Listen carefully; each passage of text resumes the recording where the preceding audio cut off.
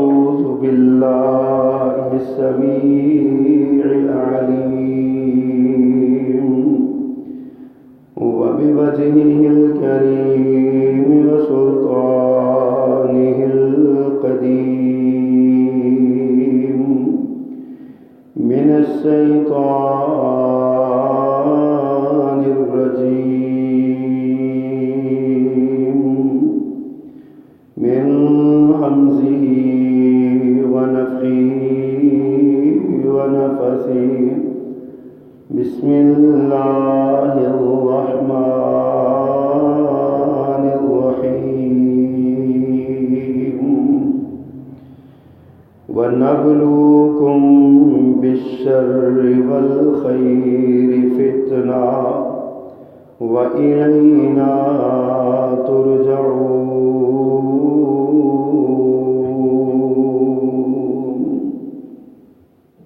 صدق اللہ العظیم۔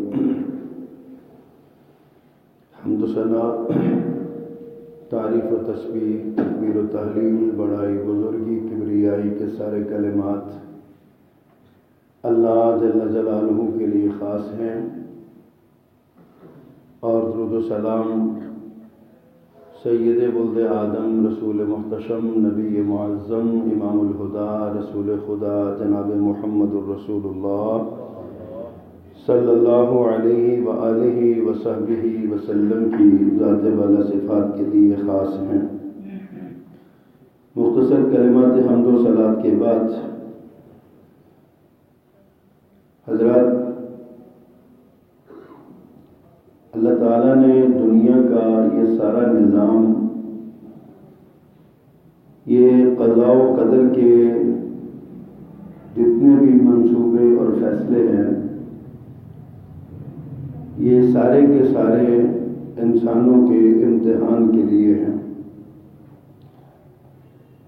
اللہ تعالیٰ نے یہ بات ارشاد فرمائی ہے کہ الذی خلق الموت والحیات لیبلوکم ایکم احسن عملا۔ اللہ وہ ذات ہے جس نے زندگی اور موت کا نظام اس لیے بنایا تاکہ وہ تمہیں آزمائے کہ تم میں سے اعمال کے اعتبار سے کون اچھا ہے۔ جس طرح اعمال کا حساب ہے، اسی طرح انسان کی زندگی بھی مختلف امتحانات کا شکار رہتی ہے۔ اللہ تعالیٰ نے انسان کو چند احکامات پر عمل کرنے کا حکم دیا اور چند منہیات سے رک جانے کا پیغام دیا۔ انسان کے لیے جو چیز بہترین ہے، اللہ نے اس کے لیے آسان قرار دیا، جائز قرار دیا اور وہ کرنا حلال قرار دیا، اور جو چیز انسان کے اخلاق کے لیے، کردار کے لیے، ذات کے لیے، جسم کے لیے، وجود کے لیے، انسانی معاشرے کے لیے خطرناک ہے، اللہ نے اس سے منع کر دیا۔ اب اس کا نام امتحان ہے۔ اللہ کے بتائے ہوئے احکامات پر اللہ نے جن کاموں کے کرنے کا حکم دیا، کیا وہ لوگ کرتے ہیں؟ اور جن سے اللہ نے منع کیا، کیا اللہ کی مخلوق میں لوگ اس سے رکتے ہیں، منع ہوتے ہیں؟ اس کا نام امتحان ہے، اور یہ انسان دنیا میں امتحان گاہ میں ہے۔ اب اللہ تعالیٰ کا ایک نظام ہے۔ اللہ نے جن چیزوں سے منع کیا ہے، شیطان نے وہی چیزیں انسان کے لیے مزین کر کے رکھ دی ہیں۔ زُيِّنَ لِلنَّاسِ حُبُّ الشَّهَوَاتِ مِنَ النِّسَاءِ وَالْبَنِينَ وَالْقَنَاطِيرِ الْمُقَنطَرَةِ مِنَ الذَّهَبِ وَالْفِضَّةِ وَالْخَيْلِ الْمُسَوَّمَةِ۔ شیطان نے لوگوں کے لیے ان چیزوں کو مزین کر دیا ہے، خوبصورت کر کے رکھ دیا ہے۔ اب انسان کو ہر برا کام بہت اچھا لگتا ہے۔ ماں باپ یا اکابر یا بڑے یا استاد یا عالم جس چیز سے روکتے ہیں، انسان کا دل چاہتا ہے میں وہی کام کروں، اور جس کام کے کرنے کا حکم دیا جاتا ہے شیطان نے ایسی رکاوٹیں پیدا کر دی ہیں کہ وہ کرنے کو جی نہیں چاہتا۔ یہی وجہ ہے کہ انسان بڑی تیزی سے ایسے فتنوں میں مبتلا ہو جاتا ہے، ایسی آزمائشوں کا شکار ہو جاتا ہے کہ جو اس کے ایمان کی تباہی، اخلاق کی بربادی، اعمال کی رسوائی اور اس کے کردار کی بربادی کا سبب بنتا ہے اور اللہ کے ہاں وہ مجرم قرار پاتا ہے۔ جیسے جیسے زندگی ختم ہو رہی ہے، دنیا خاتمے کی طرف بڑھ رہی ہے، ویسے ویسے نئے سے نئے فتنے سر اٹھا رہے ہیں۔ ہم دیکھتے ہیں کہ آج سے 10 سال پہلے جن چیزوں کا تصور نہیں تھا وہ آج ہمارے لیے آزمائش بن کے کھڑے ہیں۔ ہمارے جو والدین تھے انہیں جن باتوں سے ہماری ذات سے کوئی دھڑکا نہیں تھا، کوئی خوف نہیں تھا، آج ہمیں اپنی اولادوں سے انہی معاملات میں خوف لاحق ہے۔ ہمارے بچوں کے ایمان کمزور ہو رہے ہیں، ہماری نوجوان نسل اخلاقی طور پر اور کردار کے اعتبار سے تباہی کا شکار نظر آ رہی ہے۔ ہم دیکھتے ہیں کہ ایسے نئے سے نیا مسئلہ کھڑا ہوتا ہے کہ بندہ پریشان ہو جاتا ہے کہ یار اس کا کیا حل کرے، اپنے بچوں کو کس طرح بچائیں اس سے۔ اللہ کے رسول صلی اللہ علیہ وسلم نے ہمیں ان فتنوں کے بارے میں آگاہ کیا تھا، ہمیں بتایا تھا۔ نبی کریم صلی اللہ علیہ وسلم کا ارشاد ہے کہ یہ اتنے خوشنما فتنے ہوں گے کہ انسان کا جی چاہے گا کہ ان فتنوں میں اور کچھ نہیں تو معلومات کے لیے جھانک کے دیکھے۔ اور پیارے پیغمبر صلی اللہ علیہ وسلم نے فرمایا جو ان فتنوں میں جھانکے گا یہ اس کو اپنے اندر کھینچ لیں گے۔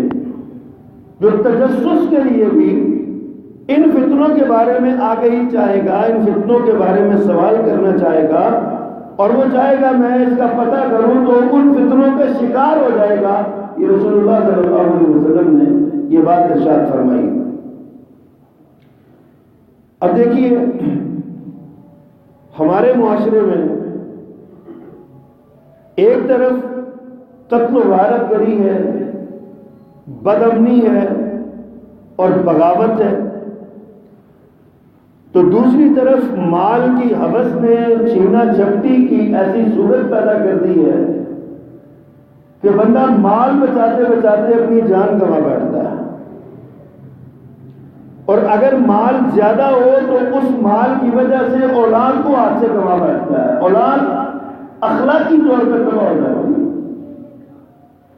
اور اگر مال کم ہو، غربت ہو، ناداری ہو تو وہ صبر اور قناعت ہمارے اندر نہیں ہے، ہم اس مال کے حصول کے لیے اپنی ہر چیز داؤ پہ لگانے کو تیار ہوتے ہیں۔ جتنے یہ نوجوان ڈکیت پکڑے جاتے ہیں، چور پکڑے جاتے ہیں، آپ ان کی ہسٹری کا مطالعہ کریں، سوائے مال کی لالچ کے اور کچھ نظر نہیں آئے گا۔ اور پھر افسوس اس بات کا ہے کہ کچھ ایسے لوگ بھی کھڑے ہو گئے، کچھ ایسے لوگ بھی اٹھ گئے جنہوں نے اس مال کے فتنے کے لیے ایسا آگے بڑھے کہ انہوں نے یہ فتویٰ دے دیا کہ اپنی ضروریات پوری کرنے کے لیے چوری بھی کر سکتے ہو، ڈکیتی بھی کر سکتے ہو، امیر کو لوٹ سکتے ہو، اور امیروں کو لوٹ کے غریبوں پہ خرچ کرو، یہ ثواب کا کام ہے۔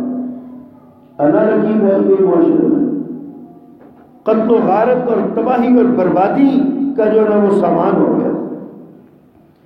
یہ فتنے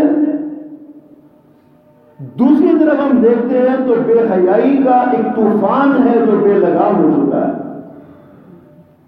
یہ ایسی گرد ہے اور ایسا طوفان ہے کہ جس نے ہمارے بوڑھوں سے لے کے ہمارے بچوں تک کو اپنی لپیٹ میں لیا ہوا. نوجوان نسل تو نوجوان ہوتی ہے نا، کہتے ہیں جوانی بے لگام ہوتی ہے، اور بندہ اس میں بڑی کوئی حرکت کر لے تو ہم عام روٹین میں کہہ دیتے ہیں اور یار موٹا کنڈا جی کر لے تو بچہ ہے یہ کر لے. لیکن اب تو بچے اور بوڑھے بھی اس بے حیائی کا شکار ہو رہے ہیں. کوئی رکاوٹ نہیں ہے اس بے حیائی کے آگے، کوئی سدباب نہیں ہے، کوئی دیوار نہیں ہے. بے حیائی کا یہ فتنہ ہمارے نوجوان لڑکوں کو ہی نہیں، ہماری لڑکیوں کو، بیٹیوں کو بھی اپنی لپیٹ میں لیے ہوئے. والدین پریشان ہیں. بیٹیوں کو اسکولوں اور کالجوں میں بھیجیں تو عزتیں محفوظ نہیں ہیں، نہ پڑھائیں ان کو، نہ اسکولوں کالجوں میں بھیجیں تو ان کا مستقبل محفوظ نہیں ہے. شادیاں نہیں ہوتی، لوگ کہتے ہیں بہت پڑھی لکھی بچی چاہیے. ایسی ایسی فتنوں کا اور ایسی ایسی مصیبتوں کا ہم شکار ہیں. اللہ اکبر. ایک طرف اولاد کی آرزویں ہیں جس کے لیے انسان صبح سے شام تک بولا ہوا کرتا ہے کہ میری اولاد جو مانگتی ہے اس کو پورا کرنا ہے. اور اولاد جو ٹی وی ڈراموں میں دیکھتی ہے، مصنوعی سیٹوں پر بنے ہوئے یہ ڈرامے اور فلمیں جو بعض اوقات تو خالصتاً فلیکسز پہ بنے ہوتے ہیں سارے وہ، اور جو وہاں دیکھتے ہیں، جو خواہشات دیکھتے ہیں، بچوں کے بچیوں کے ذہن میں وہی بات آتی ہے ہماری بھی زندگی ایسی ہونی چاہیے. بیویوں کی آرزویں اور بیویوں کی خواہشوں نے کہ میری بیٹی کو یہ بھی ملنا چاہیے، یہ بھی ملنا چاہیے، میرے بیٹے کو یہ ضرورت بھی پوری ہونی چاہیے. یہ بھی ایک فتنے کے طور پہ آج ہمیں سامنا ہے. اس فتنے کا بھی گھروں میں لڑائیاں ہو رہی ہیں، طلاقوں تک نوبت جا چکی ہے، تباہی مچی ہوئی ہے خاندانی نظام کی، صرف اس لیے کہ بے لگام آرزوؤں نے ہمیں تباہی کے دروازے میں لا کھڑا کیا. ہماری خواہشات کنٹرول نہیں ہو رہی. ہم سمجھ نہیں آتی ہمیں کہ ہم اس کا کس طرح سدباب کریں. باپ صبح سے شام تک مزدوری کرتا ہے، جان لڑاتا ہے، مارتا ہے، لیکن اس کی ضروریات، اس کی اولاد کی ضروریات پوری ہونے میں نہیں آتی. اسکولوں اور کالجوں کی فیسوں نے تعلیم بہت بڑا بزنس بن چکا ہے، کاروبار بن چکا ہے. آج یہ ساری تباہی اور یہ بربادی ہمارے سامنے، اور پھر اوپر سے مغربی میڈیا کے زیر اثر یورپ کے کچھ لوگوں کے ان کی فکری غلامی کا شکار لوگوں نے کچھ چیزیں ہم پر مسلط کر دی. کچھ دن ہمارے لیے جن کا نہ ہماری تہذیب سے تعلق، نہ ہماری ثقافت سے تعلق، نہ ہمارے مذہب سے تعلق، نہ ہمارے ملک سے تعلق، نہ ہماری قوم اور برادری سے تعلق، لیکن وہ چیزیں آج ہماری زندگی کا جزو لا ینفک بنا دی گئی. ہمیں پیغام دیا جاتا ہے کہ آج ہم بلیک فرائیڈے منائیں گے. ہمیں پیغام دیا جاتا ہے کہ آج ہم کرسمس منائیں گے، عیسائیوں سے اظہار یکجہتی کریں گے. ہمیں رواداری کے نام پر ایک خالصتاً مذہبی تہوار کو ہمارے اسکولوں اور کالجوں اور نوجوانوں کو مسلط کیا جا رہا ہے. کبھی ہمیں بسنت کے نام پر ہندوانہ تہوار کا شکار کیا جاتا ہے. کبھی ہمیں نیو ایئر نائٹ کے نام پر ایک اباہیت زدہ تہوار کا ہمیں خام نہیں منانا چاہتے لیکن ہمیں وہ منانے میں مجبور کیا جاتا ہے. کبھی ویلنٹائن ڈے کے نام پر، کبھی کسی انداز میں، کبھی کسی انداز میں. یہ فتنے ہیں جو ہمارے سروں پہ کھڑے ہیں حضرات، اور ہم ان سے آنکھیں بند کر کے بیٹھے ہوئے ہیں.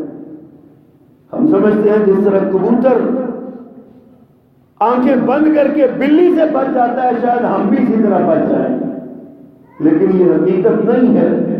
حقیقت یہ ہے کہ کبوتر آنکھیں بند کر کے بلی سے بچ نہیں سکتا، اسی طرح آنکھیں بند کر کے ہم بھی ان فتنوں سے بچ نہیں سکتے۔ ہمیں ان کے بارے میں آگہی ہونی چاہیے، ہمیں ان کے بارے میں علم ہونا چاہیے، ہمیں ان کے بارے میں خبردار ہونا چاہیے، ہمیں اپنی اولاد کے بارے میں سینسٹیو اور حساس ہونا چاہیے، ہمیں پتہ ہونا چاہیے کہ یہ فتنے کہاں کہاں نقب لگا رہے ہیں۔ بڑے بڑے عزت دار گھرانوں کی بیٹیاں عدالتوں میں جا کے شادیاں کر رہی ہیں، بڑے بڑے عزت دار گھرانوں کے بچے بوائے فرینڈ اور گرل فرینڈ کے کلچر میں رنگے جا چکے ہیں، اور وہ اپنی اپنی دوستوں اور سہیلیوں کو لے کے نہ جانے کہاں کہاں کر رہے ہیں، اور ہم آنکھیں بند کر کے بیٹھے ہوئے ہیں کہ ہمارے بچے بڑے پاک صاف ہیں، ان کے اندر یہ چیزیں نہیں ہیں۔ لیکن اس وقت پتہ چلتا ہے جب کالک ہمارے منہ پہ ملی جا چکی ہوتی ہے۔ حضرات، یہ سارے فتنے آج ہمارے حکمران اس بات پر افسوس کا اظہار کر رہے ہیں کہ ہمارے ملک میں سینما گھر بڑے کم ہیں، اور اس پر رنجیدہ ہیں۔ 1400 ارب ڈیم بنانے کے لیے لوگوں سے مانگ رہے ہیں، اور 1200 ارب سینما بنانے کے لیے اپنے خزانے سے دے رہے ہیں۔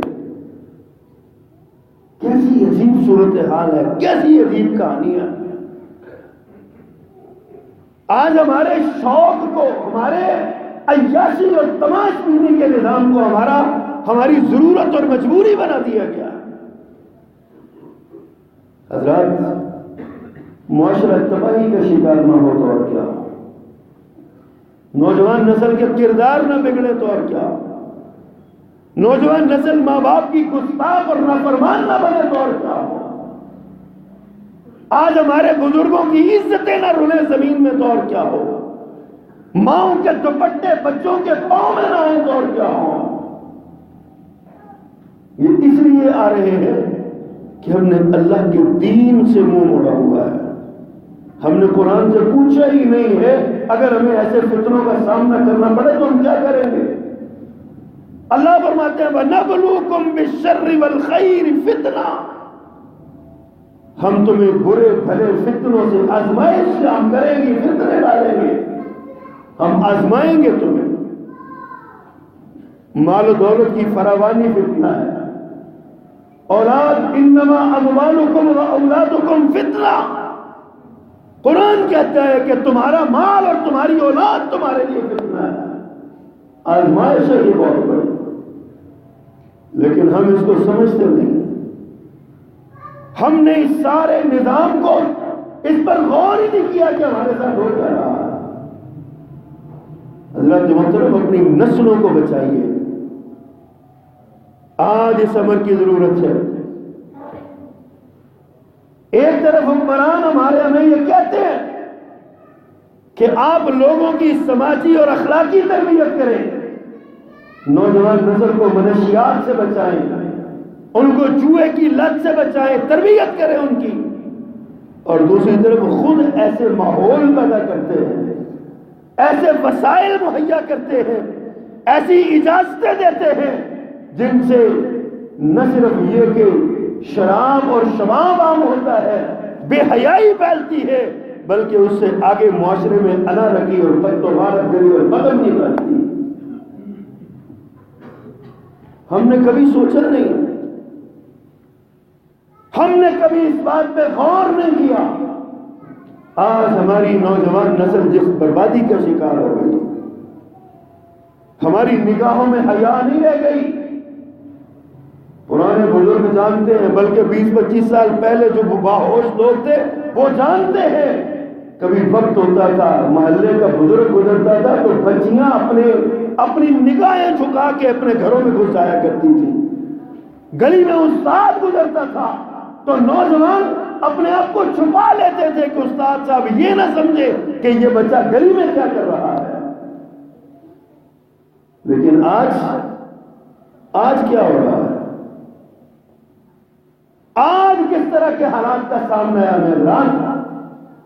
ہمارے ہی ملک میں یہ واقعات ہوئے نا، اسلام آباد میں ایک 11-12 سال کے بچے نے خود کو گولی ماری، قتل ہوا، خودکشی کی، اور کہتا ہے وجوہات دیکھتا ہے خط میں کہ میں اپنی ٹیچر سے شادی کرنا چاہتا ہوں، مجھے پتا ہے میرے والدین مانیں گے نہیں، لہذا میں خودکشی کر رہا ہوں۔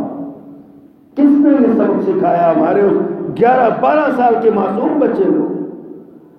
کبھی وقت ہوتا تھا کہ 18-18 20-20 سال کے بچوں کی معصومیت ختم نہیں ہوتی تھی، آج 10-10 سال کے بچوں کی، 8-8 سال کے بچوں کی معصومیت ختم ہو چکی ہے۔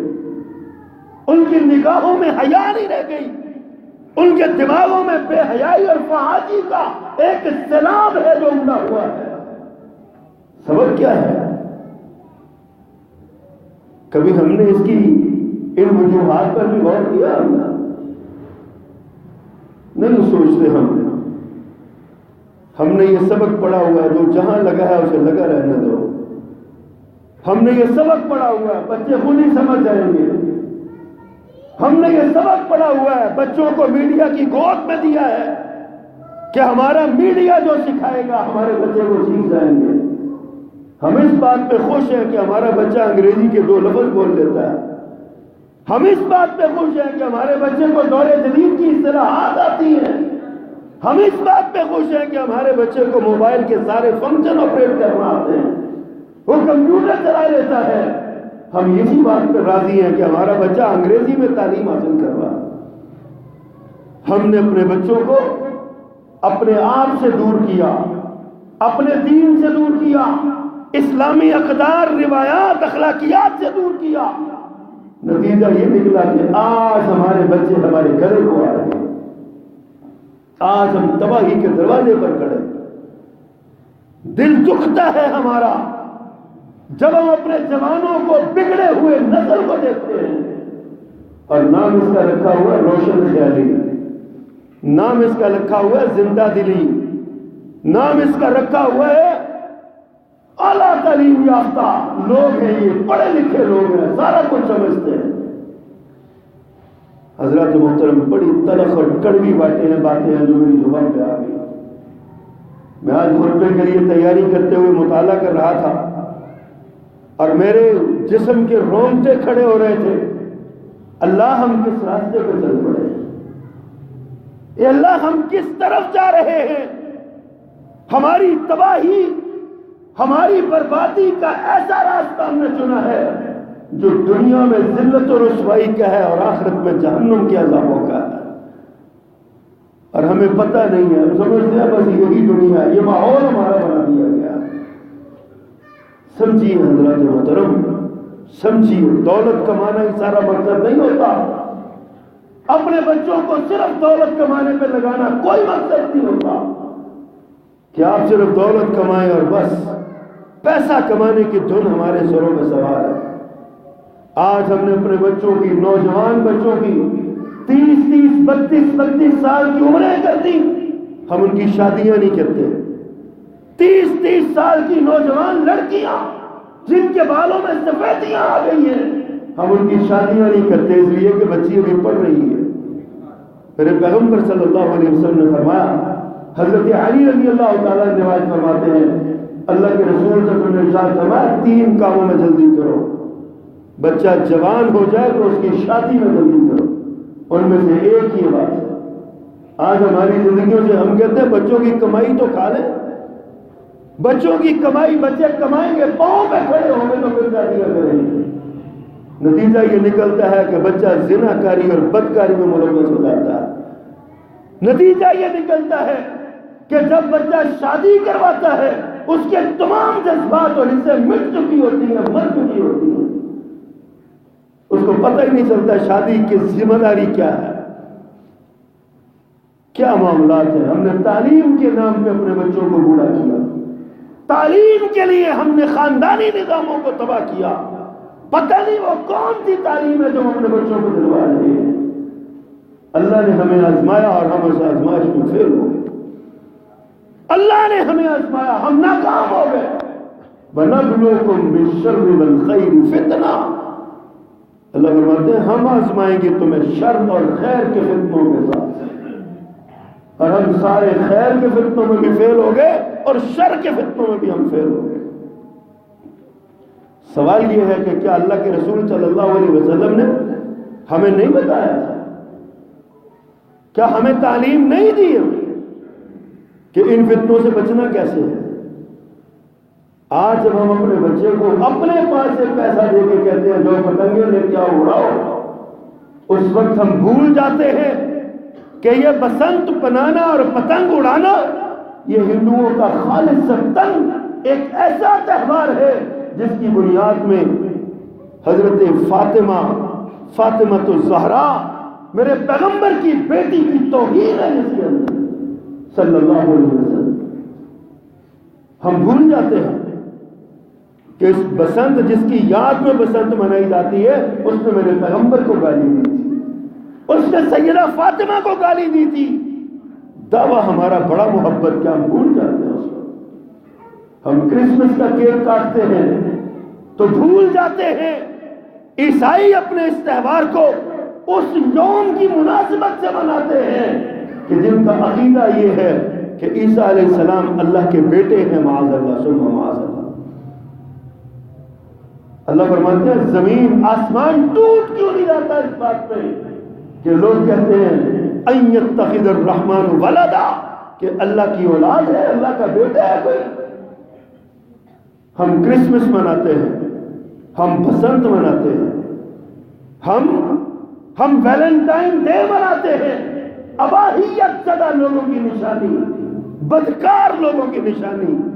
آج ہماری بیٹیوں کے ہاتھوں میں، ہمارے بیٹوں کے ہاتھوں میں ویلنٹائن ڈے کو گلاب کے پھول پکڑے ہوتے ہیں۔ ابھی 2 دن بعد پوری دنیا میں ایک ہنگامہ مچے گا، عنوان اس کا ہوگا کہ ہیپی نیو ایئر، ہم نیا سال کی خوشیاں منا رہے ہیں۔ جس سال کو، جس دن کو ہمیں رونا چاہیے تھا، ہمیں آنسو بہانے چاہیے تھے، ہماری زندگی کا 1 سال گزر گیا اور ہم نے کچھ نہیں کمایا، ہم نے کچھ نہیں کمایا۔ ہم اس دن جشن منا رہے ہیں، خوشیاں منا رہے ہیں۔ حضرات کیا کر رہے ہیں ہم؟ کدھر کو جا رہے ہیں؟ نبی کریم صلی اللہ علیہ وسلم کی تعلیمات یہ ہے جب ایسے فتنوں کا شکار ہو جاؤ تو کیا کرنا چاہیے؟ مومنوں آپ کے لیے، مسلمانوں آپ کے لیے، مسجد میں آنے والوں آپ کے لیے، نمازیں پڑھنے والوں آپ کے لیے، قرآن پڑھنے والوں آپ کے لیے، اللہ کو اپنا رب ماننے والوں آپ کے لیے، محمد کی رسالت پہ راضی ہو جانے والوں آپ کے لیے صلی اللہ علیہ وسلم، آپ کے لیے یہ پیغام ہے۔ میرے نبی نے تعلیمات دی، پیارے پیغمبر صلی اللہ علیہ وسلم کا سبق ہے۔ جب ایسے فتنوں کا شکار ہو جاؤ تو میرے پیغمبر نے فرمایا سب سے پہلے تو اللہ سے ویسے ہی فتنوں سے پناہ مانگو، اللہ سے دعا کیا کرو یا اللہ ہمیں فتنوں کا شکار نہ کر۔ خود رسول اللہ صلی اللہ علیہ وسلم کائنات کے سب سے پاکیزہ صفت، کائنات کے سب سے پاکیزہ فکر، کائنات کے سب سے پاکیزہ ذہن کے حامل شخصیت جناب محمد رسول اللہ صلی اللہ علیہ وسلم، جن کی سوچ بھی پاک، جن کی فکر بھی پاک، جن کا عمل بھی پاک، جن کا علم بھی پاک، جن کی آنکھ بھی پاک، جن کے کان بھی پاک۔ ان کا اپنا حال کیا تھا؟ وہ اللہ سے دعا مانگا کرتے تھے اللہم انا نعوذ بک ان نرجع علی اعقابنا وتفتن عن دیننا، یا اللہ ہم تجھ سے پناہ مانگتے ہیں اس بات سے کہ ہم اپنے دین سے پھر جائیں یا ہم کسی فتنوں کا شکار ہو جائیں، اپنے دین کے بارے میں فتنوں کا شکار ہو جائیں۔ یہ میرے پیغمبر دعا مانگا صلی اللہ علیہ وسلم، آپ نے امت کو سکھایا، آپ نے خود یہ دعا مانگی، امت کو سکھایا اللہم اصلح لی دینی دینی الذی ہوا عصمت امری، اللہ میرے دین کی اصلاح فرما جس میں میری نجات کا سامان ہے۔ اللہم اصلح لی دینی الذی ہوا عصمت امری، اللہ میرے دین کے معاملے میں میرے دین کی حفاظت فرما اور میرے دین کی اصلاح فرما جو میری نجات کا سبب ہے۔ وہ دنیا واصلح دنیا التي فیہا معاشی، اور میری دنیا کی بھی اصلاح فرما جس میں میں نے زندگی گزارنی ہے، میری گزران ہے جس میں، میری معیشت ہے جس میں، میری معاش ہے جس میں، اللہ میری دنیا کی بھی اصلاح فرما۔ اور آپ فرماتے ہیں وَأَصْلِحْ لِي آخِرَتِيَ الَّتِي فِيهَا مَعَادِي، اللہ میری آخرت کی بھی اصلاح فرما جس میں میں نے لوٹ کے جانا ہے، میں نے پلٹ کے جانا ہے۔ ہماری زندگیوں میں تو آخرت ہے ہی نہیں نا، ہمیں تو پتہ ہی نہیں ہے کہ آخرت ہماری ہے کیا، ہم نے مرنا بھی ہے کہ نہیں مرنا۔ روز کندھوں پہ اٹھا کے عزیز و اقارب کو، اہل محلہ کو، اپنے دوستوں کو، احبا کو، پیاروں کو کندھوں پہ اٹھا کے قبروں میں اتار کے آتے ہیں، اور قبر پہ کھڑے ہو کر یہ سوچتے ہیں جس نے مرنا تھا وہ مر گیا، مجھے موت نہیں آنی۔ اب پتہ نہیں ہے کہ وہاں سے گھر تک بھی واپس آنا ہے کہ نہیں آنا۔ اللہ کے رسول صلی اللہ علیہ وسلم دعا سکھاتے ہیں، فرمایا وَجْعَلِ الْحَيَاةَ زِيَادَةً لِّي فِي كُلِّ خَيْرٍ، اللہ میری زندگی میں خیر میں اضافہ فرما، خیر کے اعمال میں اضافہ فرما۔ وَجْعَلِ الْمَوْتَ رَاحَةً لِّي مِن كُلِّ شَرٍ، اور میری موت کو ہر شر سے میرے لیے راحت کا سبب بنا، امن کا سبب بنا دے، آرام کا سبب بنا۔ یہ میرے پیغمبر نے دعا سکھائی، ہمیں سکھائی ہے، خود مانگ کے سکھائی ہے، یہ تعلیم ہے میرے پیغمبر صلی اللہ علیہ وسلم کی۔ آپ نے خود مانگی، حالانکہ آپ کو تو ضرورت ہی نہیں تھی، آپ تو براہ راست اللہ کی نگرانی میں تھے، آپ کی اللہ نے دنیا بھی سنواری، دین بھی سنوارا، آخرت بھی سنواری، آپ کے لیے تو اللہ نے عام اعلان فرمایا، لیکن آپ نے یہ دعا مانگ کے ہمیں پیغام دیا، ہمیں سبق دیا، ہمیں سکھایا کہ میری امت کے لوگوں تم یہ دعا پڑھا کرو۔ آج ہم اپنی نوجوانوں کو یہ دعا نہیں سکھاتے، آج ہم خود یہ دعائیں نہیں پڑھتے، نتیجہ یہ ہے کہ آج ہم فتنوں کا شکار ہیں، آزمائشوں کا شکار، بربادیوں کے راستے پہ چل رہے ہیں۔ آپ نے ارشاد فرمایا اللہ سے پناہ مانگو۔ دوسری بات جو آپ نے ارشاد فرمائی، آپ نے فرمایا جب اس طرح کی آزمائشیں آ جائیں تو جلد بازی نہ کریں، دانائی اور تحمل سے کام لیں، بردباری سے کام لیں۔ دانائی اور تحمل بہت زبردست صفت ہے۔ قبیلہ عبد القیس کے ایک شخص سے اشا نامی، اللہ کے رسول صلی اللہ علیہ وسلم نے ان کو مخاطب فرمایا، فرمایا ان فیک خصلتین یحبہم اللہ، تیرے اندر دو خصلتیں ہیں جو اللہ و رسولہ اور اس کے رسول کو بہت پسند ہے۔ تیرے اندر دو خصلتیں ہیں جو اللہ اور اس کے رسول کو بہت پسند ہیں۔ نمبر ایک الحلم، نمبر دو والانات۔ فرمایا ایک حلم ہے، تحمل ہے، بردباری ہے، اور دوسرا دانش مندی ہے۔ یہ دو صفتیں ہیں جو اللہ کو بڑی پسند ہیں، اللہ کے رسول کو بڑی پسند۔ اب تحمل، بردباری، جب فتنوں کا شکار ہو جائے تو جلد بازی کا شکار نہ ہو۔ ہم دیکھتے ہیں، ہم ذرا سا ہمارے گھروں میں کوئی معاملہ کھڑا ہوتا ہے، ہم جلد بازی میں، بے انتہا جلد بازی میں فیصلے کر لیتے ہیں، جس کا بعد میں خمیرہ بھگتنا پڑتا ہے۔ ہمیں کہا گیا تحمل اور دانائی سے کام لو۔ اگر کبھی خدا نخواستہ فتنے کا شکار ہو جاؤ تو حکمت عملی کے ساتھ، آپ کا بچہ کسی فتنے کا شکار ہو گیا، آپ کی بیٹی کسی فتنے کا شکار ہو گئی، اللہ ہماری اولادوں کو فتنوں سے محفوظ فرمائے۔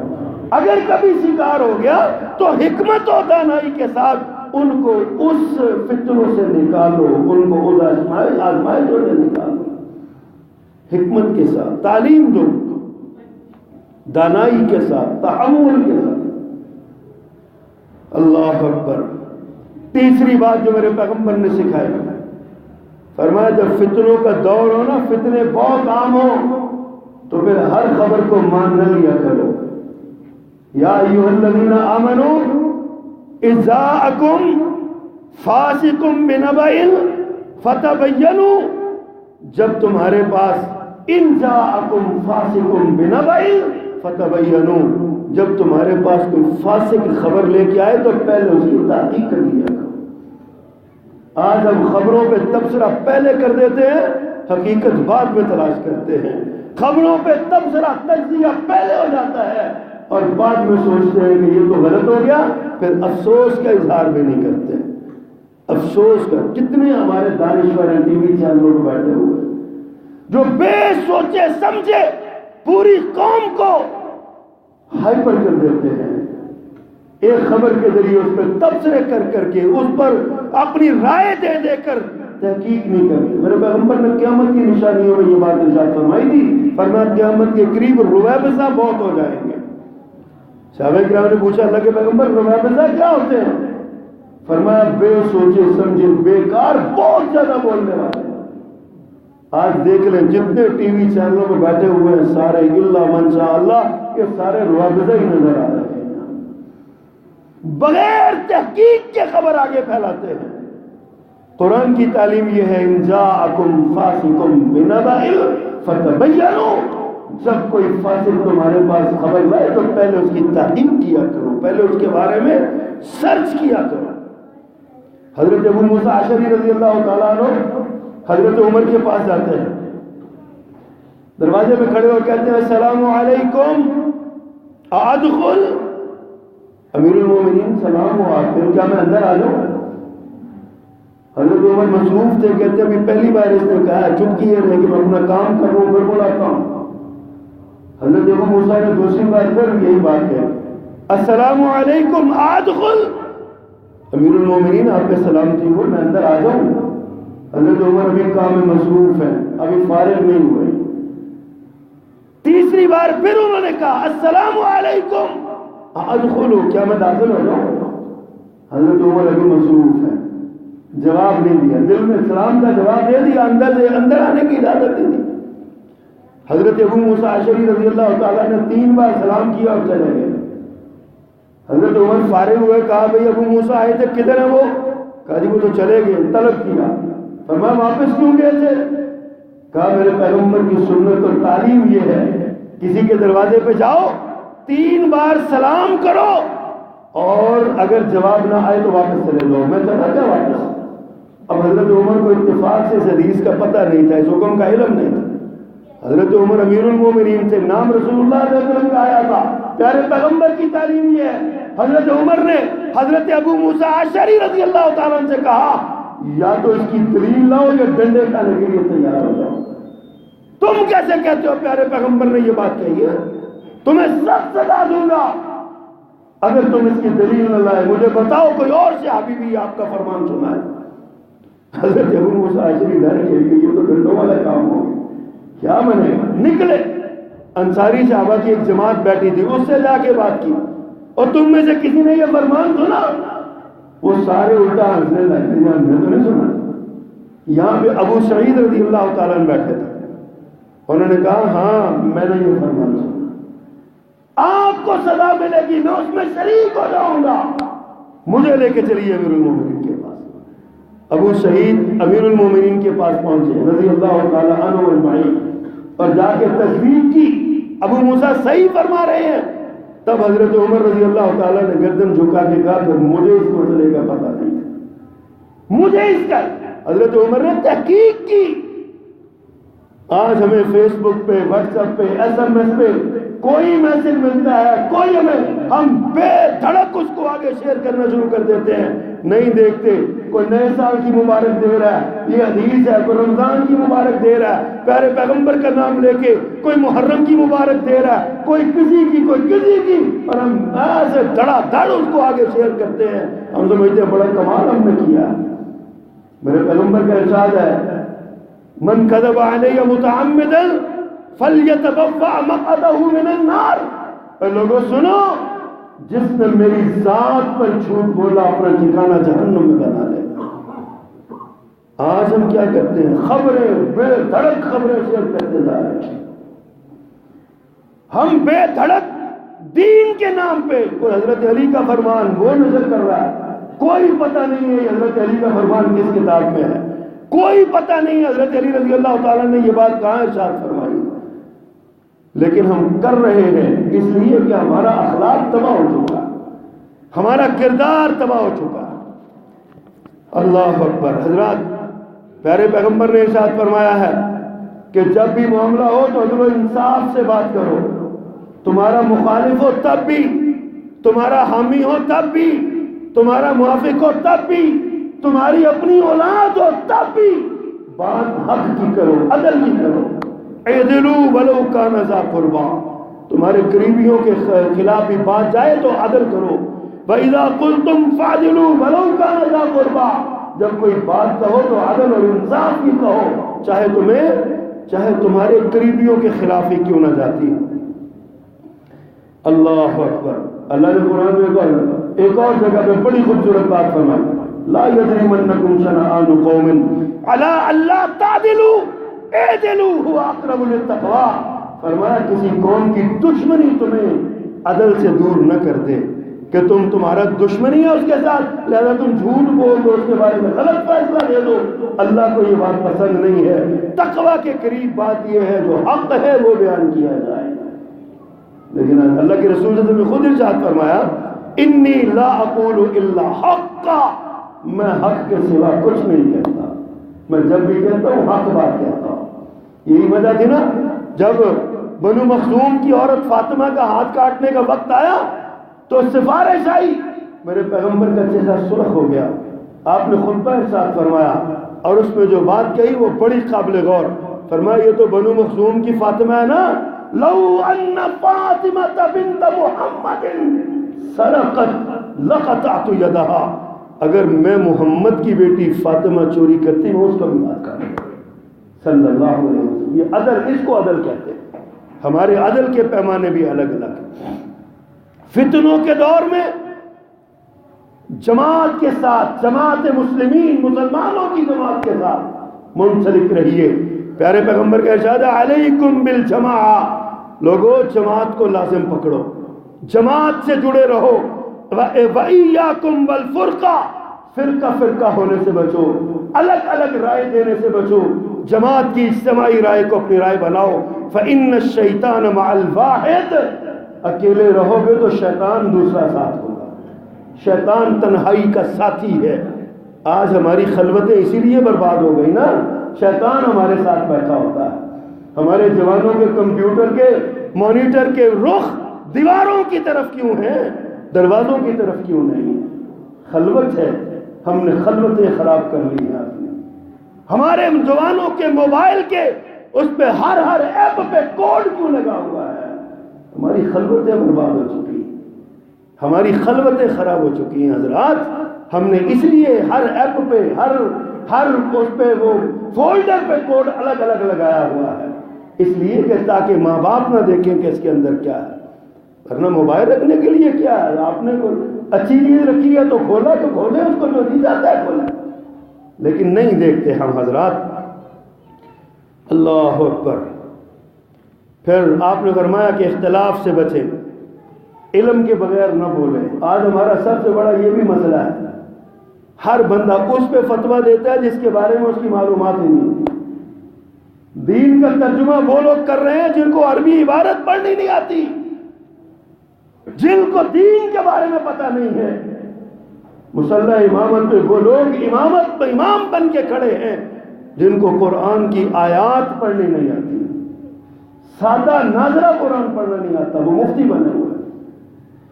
آج ہمارے علم کے بغیر فتوے دیے جا رہے ہیں، اور تباہی نہ ہو تو اور کیا ہو حضرات، بربادی نہ ہو تو اور کیا ہو.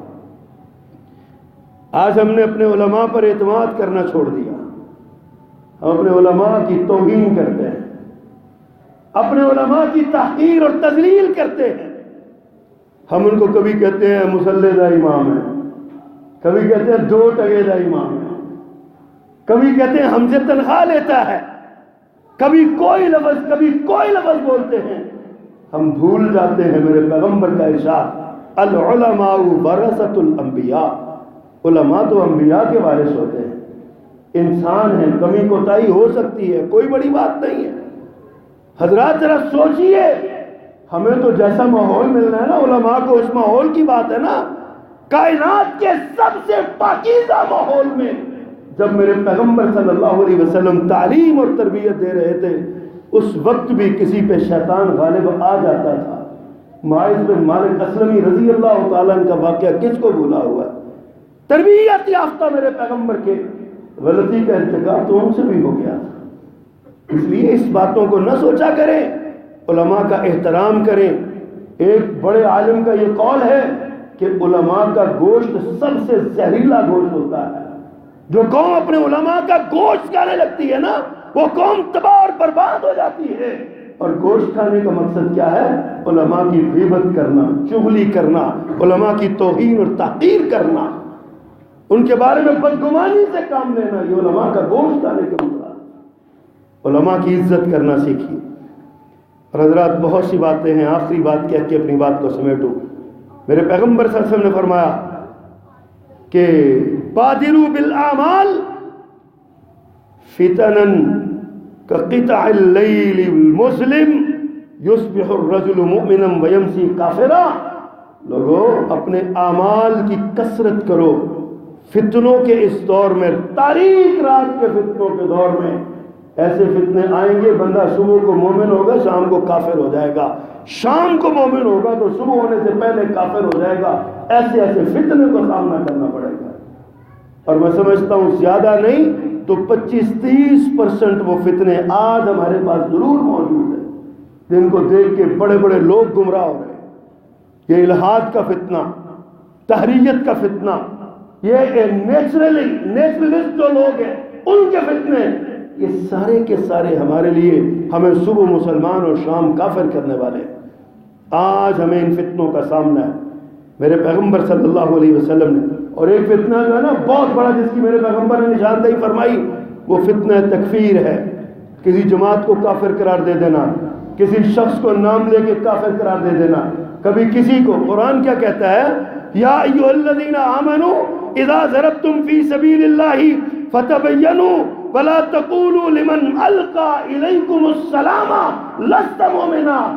فرمایا جب تم کی سفر میں جاؤ اور تمہیں کوئی شخص ملے جو سلام کہے، اس کو کافر نہ کہو، تم جو سلام کہے اس کو کافر نہ کہو۔ آج ہم جس کو جی چاہتا ہے منہ اٹھائے کہہ دیتے ہیں، یہ بھی کافر ہے، وہ بھی کافر ہے، یہ یہودی ہے، یہ عیسائی ہے، یہ فلاں ہے، یہ فلاں ہے، ہم فتوے ٹھوکتے ہیں۔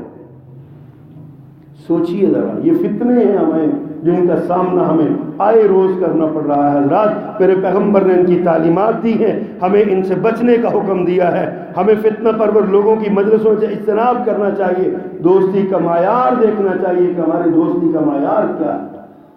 ان فتنوں سے بچیے، تباہی دروازے پہ کھڑی ہے، ہماری نوجوان نسل، ہمارے بزرگ برباد ہو رہے ہیں، زندگیاں خراب ہو رہی ہیں۔ فتنوں سے بچیے حضرات، یہی نجات کا راستہ ہے، اس کے علاوہ کوئی نجات نہیں۔ اللہ ہمیں عمل کرنے کی توفیق عطا فرمائے۔ سبحان ربک رب العزت عما یصفون وسلام